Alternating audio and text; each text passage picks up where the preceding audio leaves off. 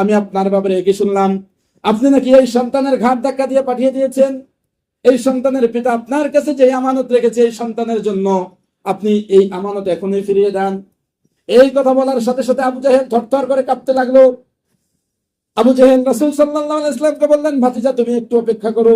এই কথা বলে আবু জাহেল ঘরের মধ্যে গিয়ে অনেক বড় একটা সিন্দুক, যে সিন্দুকের মধ্যে সেই এতিম সন্তানের স্বর্ণ মুদ্রা যা কিছু ছিল সবকিছু নিয়ে এলেন। নিয়ে আসার পরে সেই সন্তানটাকে বুঝিয়ে দিলেন। এটা দেখার পরে মক্কার অন্যান্য যে বড় কাফের মুশরিকরা ছিল, তারা আবু জেহেলের কাছে এসে আবু জেহেলের সঙ্গে টিটকারি করতে লাগলো।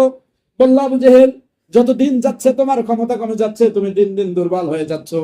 ওই যে মোহাম্মদ তোমার কাছে আসলো, তুমি মোহাম্মদকে কি অপমান করবে, মোহাম্মদকে কি লাঞ্ছিত করবে, কি বিচ্যুতি করবে, তা না করে আমরা দেখতে পেলাম তুমি মোহাম্মদের কথায় তুমি থর থর থর থর করে কাঁপতে শুরু করেছিলে। এই কথা শুনে আবু জেহেল বলল, আরে বোকার দল, তোমরা তো শুধুমাত্র বাহ্যিকভাবে মুহাম্মদ রাসূলুল্লাহ সাল্লাল্লাহু আলাইহি ওয়াসাল্লামের কথাগুলো শুনেছো, যে মুহাম্মদ আমাকে এই শিশুর সন্তানের যতগুলো সম্পদ ছিল এই সম্পদগুলো ফিরিয়ে দিতে বলেছে।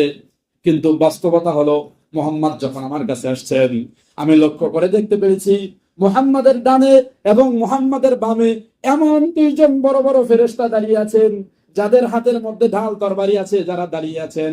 এদেরকে দেখে আমি ভয়ে কাঁপতে শুরু করেছি। ওই সময় যদি আমি মুহাম্মাদের সামনে অস্বীকার করতাম যে আমি এই এতিম সন্তানের মালামাল ফেরত দিতে পারবো না, তাহলে আমি মনে করি যে সাথে সাথে ওই ফেরেশতারা যাদের হাতে ঢাল তলোয়ার ছিল, তারা আমার গর্দান থেকে আমার কল্লাটাকে নামিয়ে ফেলতেন।